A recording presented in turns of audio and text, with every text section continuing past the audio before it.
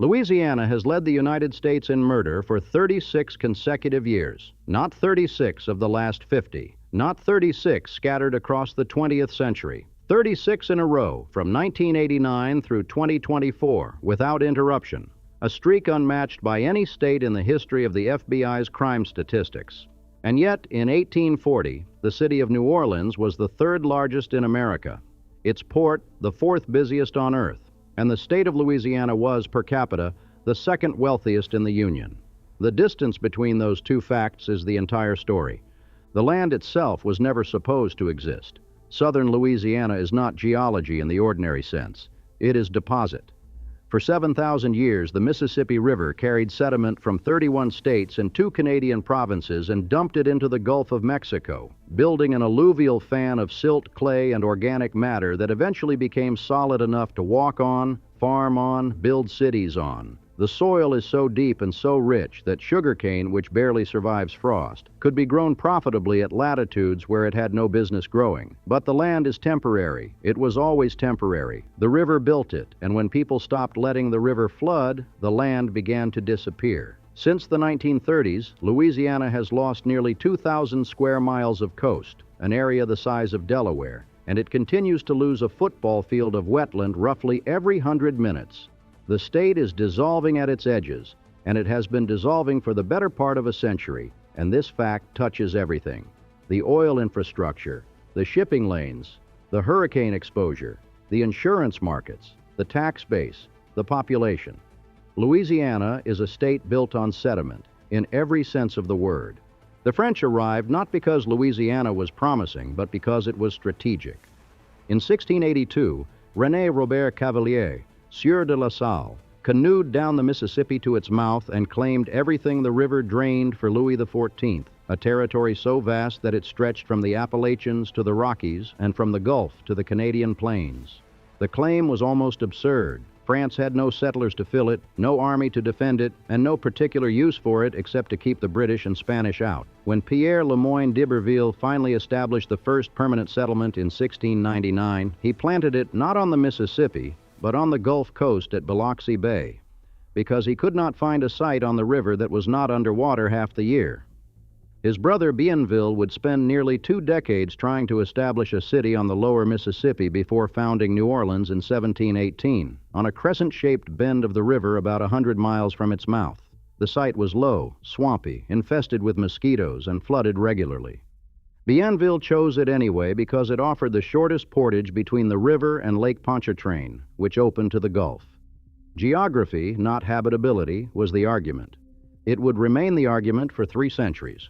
France treated Louisiana the way a speculator treats a property he cannot sell, with bursts of enthusiasm followed by long neglect.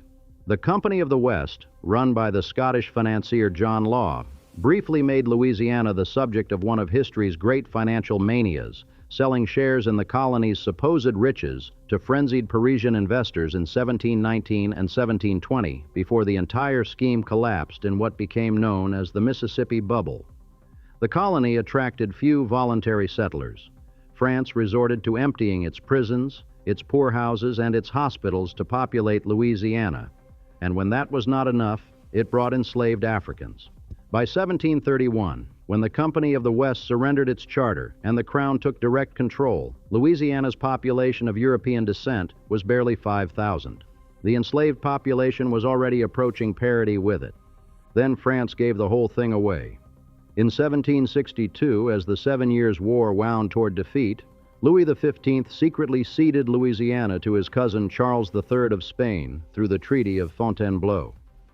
The reasons were partly strategic, keeping the territory from Britain, and partly financial.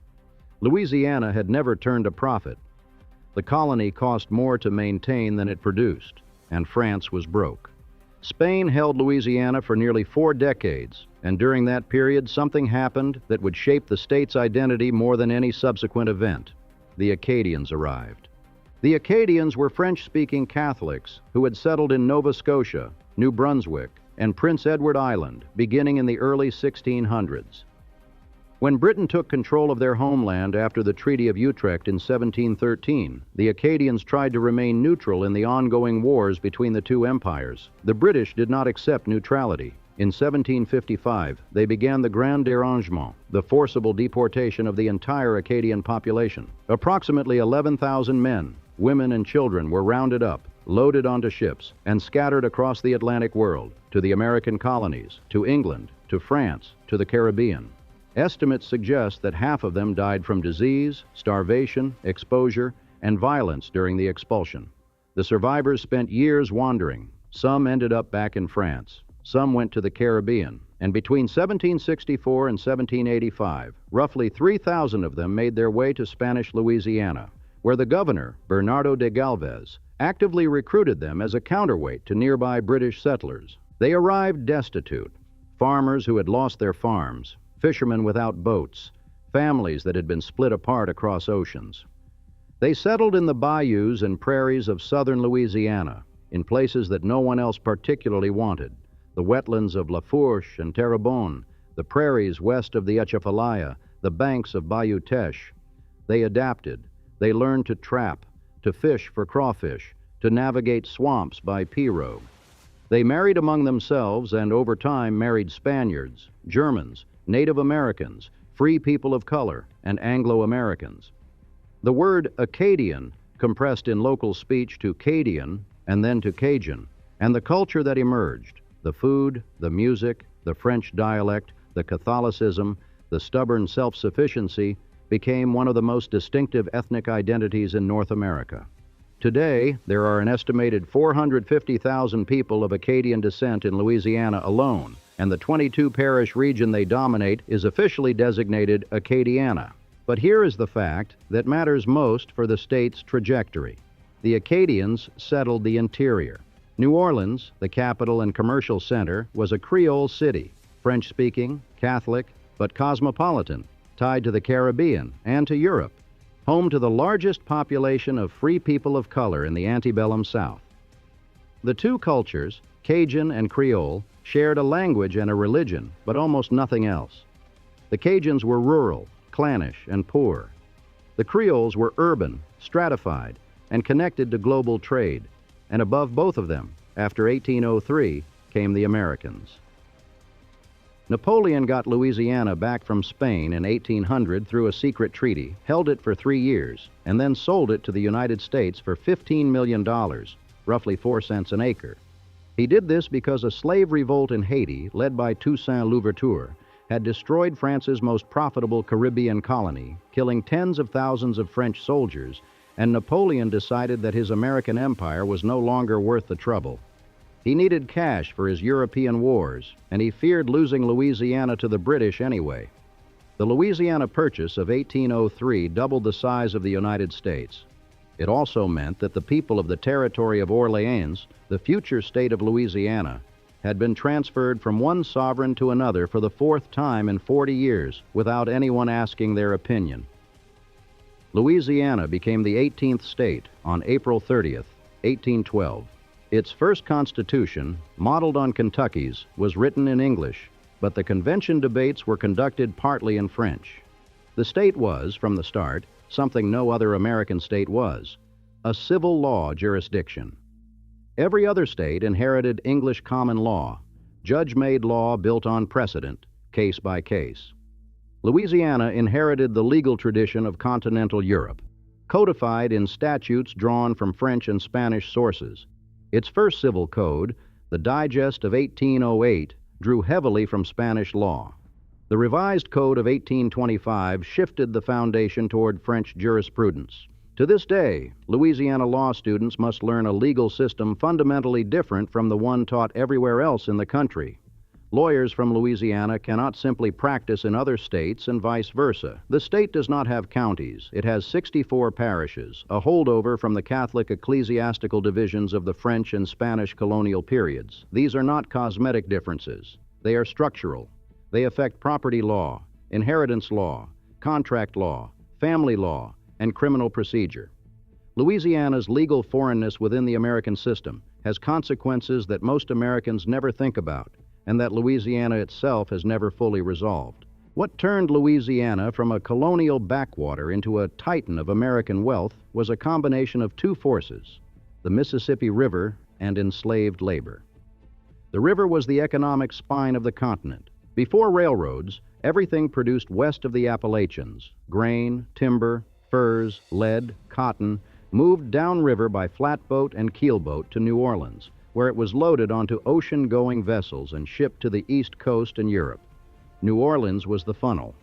The first steamboat arrived in 1812, and within 20 years the city's wharves were so crowded with vessels that a person could walk from one side of the harbor to the other on their decks. By 1840, New Orleans handled more export tonnage than New York. Its population had reached 100,000. It was the wealthiest city in the South and one of the wealthiest in the world. The wealth came from cotton and sugar, and the sugar was the more extraordinary story. Sugarcane is a tropical crop. It requires 12 months of frost-free weather to mature fully, and Louisiana does not have 12 frost-free months. It gets frost. Every winter, frost threatens to destroy the standing cane. In 1795, a Creole planter named Etienne de Boré, working with a chemist from Saint-Domingue named Antoine Morin, a free man of color who had fled the Haitian Revolution, successfully granulated sugar on a commercial scale at his plantation outside New Orleans. The location of that plantation is today Audubon Park. Boré's breakthrough proved that sugar could be grown profitably in Louisiana despite the frost risk, and it set off a planting frenzy that would reshape the entire lower half of the state. Sugar required enormous capital and enormous labor. The machinery for grinding and boiling cane was expensive. A fully equipped sugar mill could cost more than the land it sat on, and the labor was brutal. During the grinding season, which ran from October through December, enslaved workers operated the mills around the clock, feeding cane into rollers, boiling the juice in open kettles, stoking fires, hauling the finished sugar. The heat was extreme. The hours were inhuman. Burns, amputations, and deaths were common. Sugar plantations in Louisiana had among the highest mortality rates of any enslaved labor system in the Western Hemisphere, and the demand for labor was insatiable. After the United States banned the international slave trade in 1808, New Orleans became the center of the domestic slave trade, the largest slave market in the country. An estimated two-thirds of the more than 1 million enslaved people forcibly moved from the Upper South to the Deep South between 1790 and 1860 passed through New Orleans. By 1853, Louisiana was producing nearly a quarter of all exportable sugar in the world. On the eve of the Civil War, the state's sugar industry alone was valued at $200 million, more than half of which represented the monetary valuation of enslaved human beings. The state as a whole had the second highest per capita wealth in the Union, behind only Mississippi, and for the same reason. The wealth was not distributed. It was concentrated in the hands of a small planter class that owned vast acreages and hundreds of people. The average white Louisianan was poor. The plantation owners were spectacularly rich. And the entire system depended on a labor force that had no choice, no pay, and no recourse. The Civil War destroyed this economy in a way that was not just catastrophic, but structural. New Orleans fell to the Union in April 1862, barely a year into the war, the earliest major Confederate city to be captured. Federal troops occupied the city for the duration, and while the occupation protected New Orleans from physical destruction, it severed the city's trade connections and disrupted the plantation economy throughout the southern parishes. Emancipation eliminated the capital value of enslaved people overnight. Planters who had been millionaires found their balance sheets cut in half or worse. The sugar industry did not die. It survived into the 20th century and continues today. But it never recovered its antebellum scale or profitability. The cotton economy shifted west to Texas and the Mississippi Delta. And the river trade, which had made New Orleans the commercial capital of the interior, was already declining. Railroads had begun to bypass the Mississippi system in the 1850s, routing goods east-west instead of north-south. Chicago, not New Orleans, was becoming the hub. The war accelerated this shift. By 1880, New Orleans was no longer among the top 5 American cities in population or commerce. It would never be again. What happened next is where Louisiana's story diverges from the generic Southern arc. Most former Confederate states went through Reconstruction, then the imposition of white supremacist Redeemer governments, then a long period of agricultural poverty. Louisiana did all of this, but it also wrote constitutions at a rate unmatched by any state in American history. 11 constitutions since 1812. The U.S. Constitution has been amended 27 times in over 2 centuries. Louisiana's 1921 Constitution alone was amended 536 times, swelling from 48,000 words to 255,000, a document so bloated and contradictory that the state's own Supreme Court could barely interpret it. The reason was structural. Louisiana's political culture treated the Constitution not as a framework of fundamental law, but as a vehicle for specific policy decisions, tax exemptions, dedicated revenue streams, parish-level governance details, that in other states would be handled by ordinary legislation. This meant that every significant policy change required a constitutional amendment, which required a statewide vote, which turned every election into a referendum on dozens of arcane propositions that most voters could not evaluate. The result was a government that was simultaneously over-regulated on paper and undergoverned in practice. Special interests got their exemptions written into the state's fundamental law, and legislators avoided the political risk of actually legislating. When the 1974 Constitution replaced the 1921 version, it was 35,000 words long. It has since been amended over 300 times. Into this constitutional chaos walked Huey Pierce Long. Long was born in 1893 in Winfield, a small town in the piney hills of north-central Louisiana, the part of the state that was neither Cajun nor Creole, neither sugar nor cotton, but Scots-Irish, Baptist, and poor. He was brilliant, abrasive, and consumed by ambition. He attended Tulane University Law School, completed the 3-year program in 8 months, passed the bar at 21, and immediately began agitating against the corporations that dominated Louisiana's economy, particularly Standard Oil. In 1928, Long was elected governor by the largest margin in Louisiana history. What followed was unlike anything any American state had experienced. In a state that had only 331 miles of paved roads, Long built 9,700 miles of new roads and 111 toll-free bridges. He provided free textbooks to every school child, a provision he financed with a tax on oil production, and school enrollment jumped 20%. He launched adult literacy programs that taught 100,000 Louisianans to read. He tripled enrollment at Louisiana State University, established its medical school, and built it into one of the largest public universities in the South. He piped natural gas to New Orleans, built a new state capitol, the tallest in the country, and constructed the New Orleans Lakefront Airport on a man-made peninsula in Lake Pontchartrain. He paid for it all by taxing oil companies, utilities, and large corporations, and by borrowing aggressively. He wielded power with a ruthlessness that terrified his opponents and delighted his supporters. He controlled the legislature, the judiciary, the state police, the voting rolls, and the patronage system.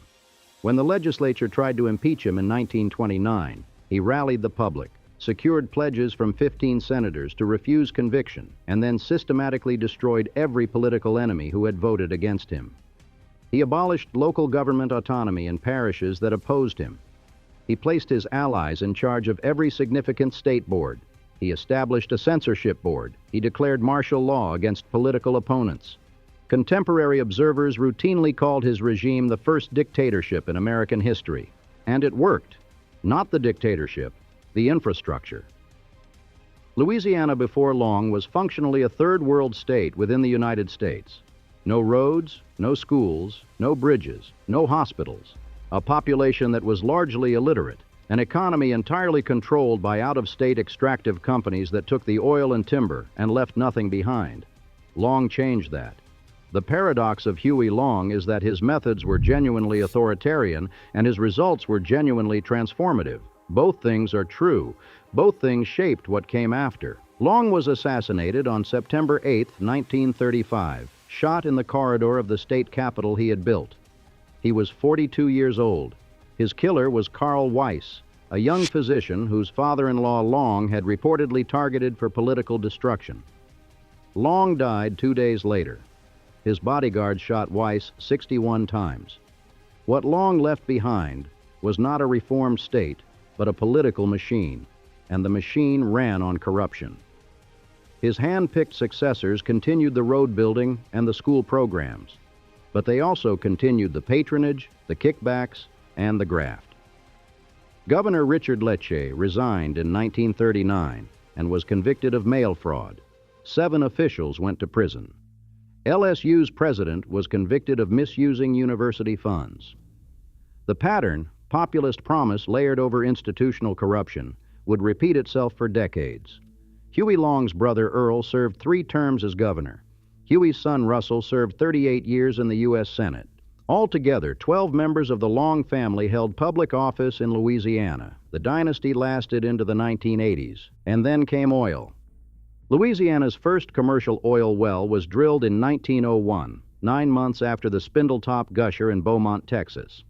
The Haywood brothers, veterans of the Texas oil boom, came to Jennings in Acadia Parish to investigate gas seeps in a rice field owned by a French-speaking farmer named Jules Clement. They drilled 2 wells. The first failed. They drilled the second well deeper, using their last piece of drill pipe. And on September 21st, 1901, a 4-inch stream of oil shot 100 feet into the air. The Jennings field would produce 50 million barrels before it played out. Clement became a millionaire, and Louisiana began its long, complicated marriage with petroleum. The oil industry grew steadily through the 1910s and 1920s, the Caddo Pine Island field in the north, the salt domes of the southern coast, but it exploded after World War II. The technology to drill offshore advanced rapidly, and Louisiana's coast, with its shallow continental shelf and hundreds of salt domes trapping oil beneath the seabed, became the center of America's offshore petroleum industry. Refineries clustered along the Mississippi River between Baton Rouge and New Orleans. The Exxon refinery in Baton Rouge, which went on stream in 1909, grew into one of the largest in North America. Petrochemical plants followed the refineries. By the 1980s, the 85-mile stretch of the Mississippi between the 2 cities contained roughly 200 petrochemical plants and refineries, a concentration of industrial capacity that processed a quarter of the nation's petrochemical output. The locals called it Chemical Corridor. The rest of the country would come to know it as Cancer Alley. The plants produced plastics, fertilizers, gasoline, synthetic rubber, the feedstocks of modern consumer life.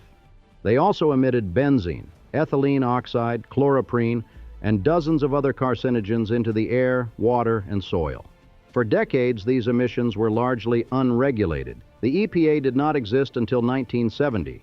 The Clean Air Act did not take full effect until 1976. Louisiana's own Department of Environmental Quality was not established until 1984. By then, the damage was entrenched. Cancer incidence rates in some parishes along the corridor ran as high as 47 times the EPA's acceptable threshold. Respiratory disease, preterm birth, and low birth weight clustered in the communities, overwhelmingly black communities, that lived in the shadow of the plants. And here is the irony that no one designed but everyone perpetuated. The petrochemical plants sat on the same land as the old sugar plantations.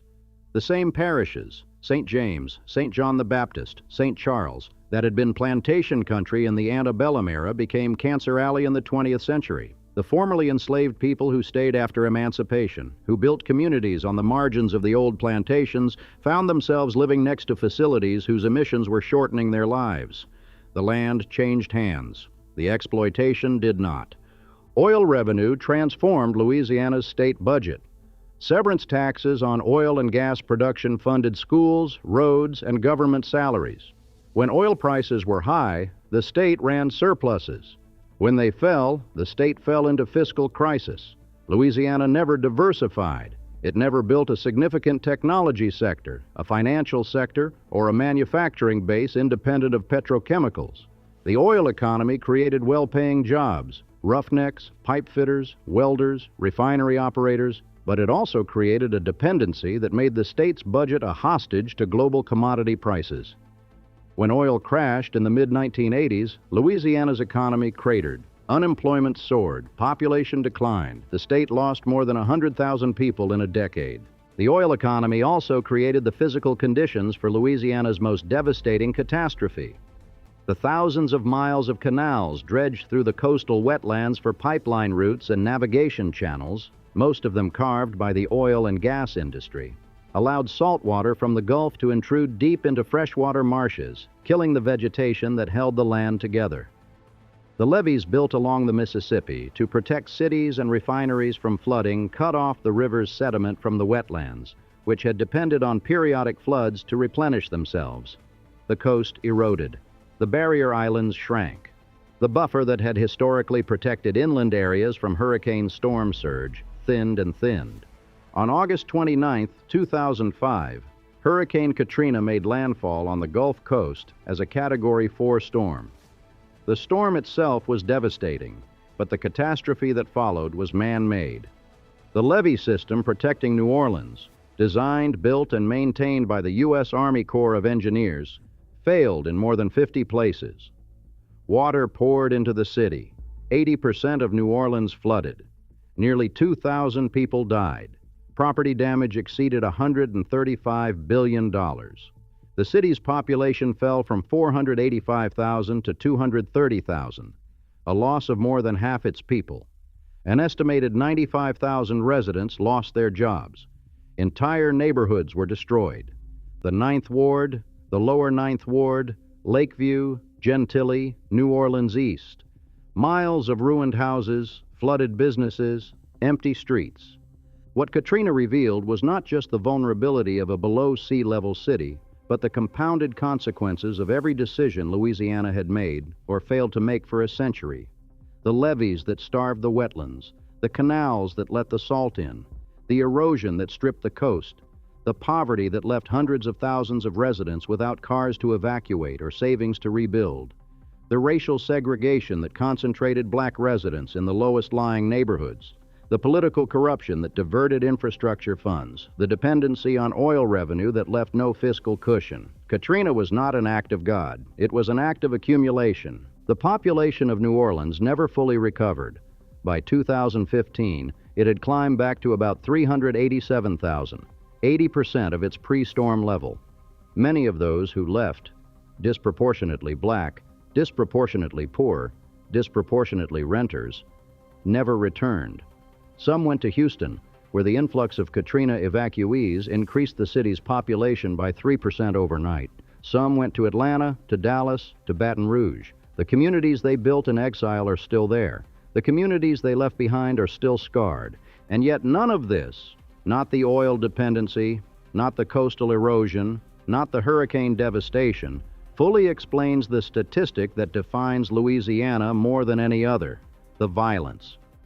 36 consecutive years leading the nation in murder, an incarceration rate of 1,067 per 100,000 residents, higher than any independent democracy on earth, second only to El Salvador globally. A state where the majority of prisoners are housed in for-profit facilities, where rural sheriffs run local jails as business enterprises, where each inmate generates $24.39 per day in state payments, where sheriffs trade inmates between facilities to balance capacity. The Louisiana State Penitentiary at Angola, named after the African country from which many of the enslaved people who worked the plantation on that same land were taken, is the largest maximum security prison in the United States. 18,000 acres, a former slave plantation that became a prison farm where inmates still work the fields. The continuity is not metaphorical, it is literal.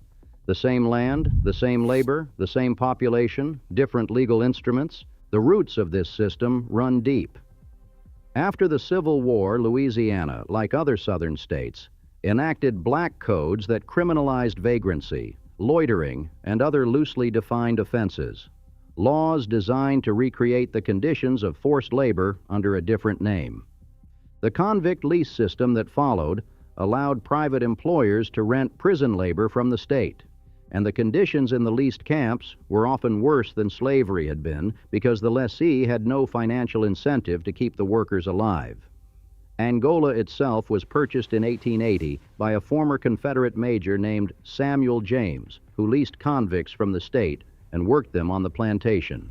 The death rate among leased convicts at Angola in the 1880s and 1890s was staggering. The state took direct control of the prison in 1901, but the plantation model persisted. Inmates farmed the land. They picked cotton. They processed sugar. They did so into the 21st century. Louisiana's modern incarceration boom began in the 1970s and accelerated through the 1990s, driven by mandatory minimum sentencing laws, habitual offender statutes, and the war on drugs. The state's most common reason for imprisonment is not murder or robbery. It is drug possession.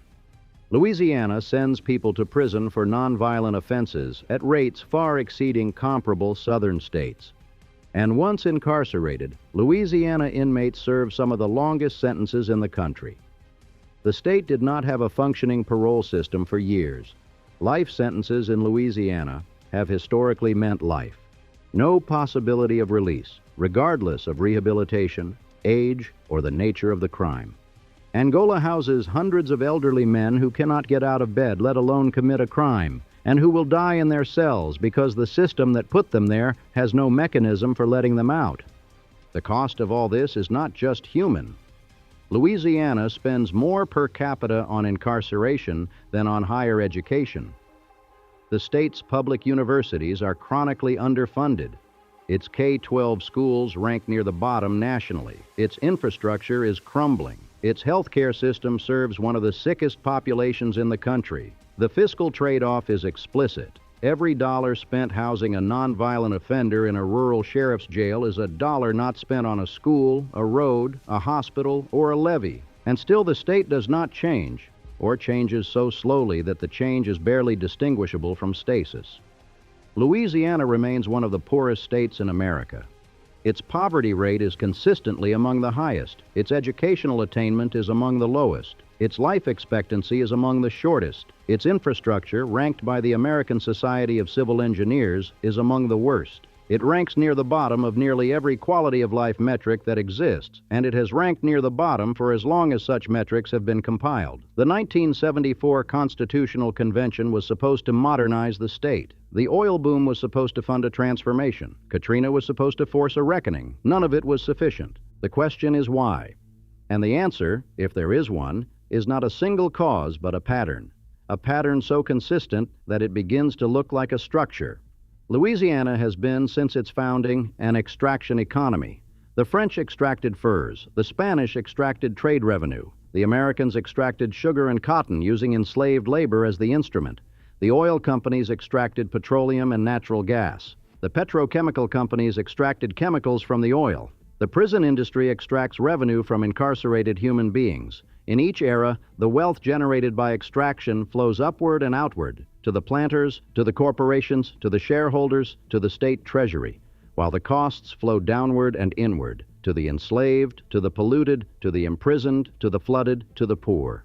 The people who do the work, who live on the land, who breathe the air, who serve the sentences, they are, in every era, disproportionately the same people. Louisiana has had more constitutions than any other state, 11. And yet the fundamental arrangement has not changed. The legal system is different from every other state's, derived from a European civil code rather than English common law, administered through parishes rather than counties, operating under rules that Louisiana lawyers must learn separately and that lawyers from other states cannot easily navigate. This legal distinctiveness, which might have been an asset, has instead functioned as a barrier to outside investment, to legal transparency, to the kind of institutional reform that requires continuity and predictability. The state's legal foreignness is part of what makes it Louisiana. It is also part of what keeps it Louisiana. The capital is Baton Rouge, not New Orleans, a decision made in 1849 when the legislature, frustrated by the political dominance of the Creole establishment in New Orleans, moved the seat of government 80 miles upriver to a bluff above the Mississippi. The two cities have competed ever since for influence, resources, and identity. New Orleans is the face Louisiana shows the world, the French Quarter, the jazz, the food, the Mardi Gras. But Baton Rouge is where the laws are made, where the refinery money is counted, where LSU's Tiger Stadium seats over 100,000 people on a Saturday night. The tension between the two is not just political, it is cultural, economic, and demographic.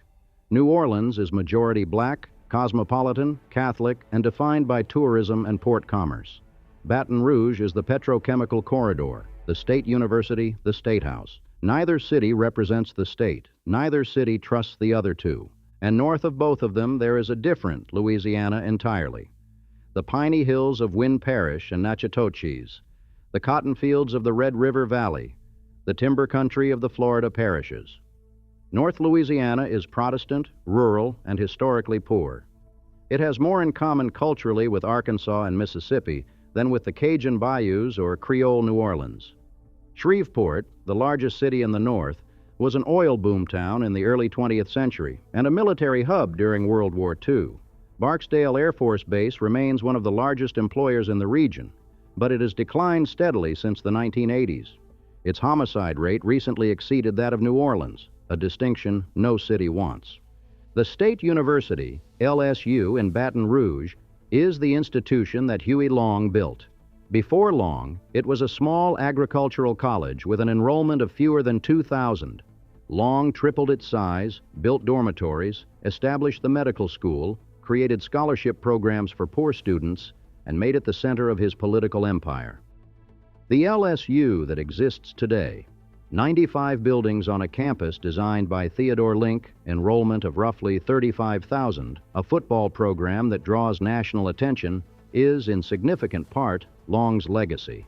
So is the tradition of political interference. Long used LSU's resources for his own purposes, funded the marching band as a personal political instrument, and treated the university president as a subordinate. The university's first president during the Long era, James Monroe Smith, was eventually convicted of embezzling university funds. The line between public investment and political control was, under Long, non-existent. Louisiana today is a state that produces more than it keeps. Its ports handle a substantial share of America's grain exports. Its refineries process a significant portion of the nation's oil. Its wetlands support 30% of the country's commercial fishing catch. Its pipelines carry natural gas across the continent. The wealth generated by these activities flows through Louisiana but does not stay in Louisiana. Not in the schools, not in the hospitals, not in the levees, not in the roads. The state's effective tax structure, riddled with constitutional exemptions and dedicated funds, ensures that revenue is simultaneously abundant and unavailable. There is money in Louisiana. There has always been money in Louisiana. The question has never been whether the state can generate wealth. It is whether the state can retain it, distribute it, and invest it in the people who live there. The water continues to rise. The coast continues to erode. Louisiana's Coastal Master Plan, adopted in 2007 and updated since, calls for $50 billion in restoration and protection projects over 50 years, sediment diversions, barrier island reconstruction, marsh creation, levee improvements. Some of these projects are underway. Most are underfunded. The Mid-Barataria sediment diversion, the planned centerpiece, would channel Mississippi River sediment into the Barataria Basin to rebuild marshes that have been disappearing for decades. It is the largest ecosystem restoration project ever attempted in the United States. It is also decades behind schedule, bitterly opposed by fishing communities that fear it will destroy their oyster beds, and dependent on funding from the BP Deepwater Horizon oil spill settlement, money generated by yet another extraction-related catastrophe. The Mississippi River still runs past New Orleans. Brown and heavy with sediment, it is no longer allowed to deposit. The French Quarter still stands on the natural levee that Bienville chose 300 years ago, the highest ground in a city that is otherwise below sea level. The Cajuns still speak French in the parishes west of the Atchafalaya, though fewer with each generation. The refineries still burn along the river road between Baton Rouge and New Orleans, their flare stacks visible at night for miles, their emissions settling on the communities between them. Angola still farms its fields with inmate labor, the cotton rows running to the edge of the Mississippi, the river bending past the prison the way it bent past the plantation. The land dissolves, the water rises, the flare stacks burn,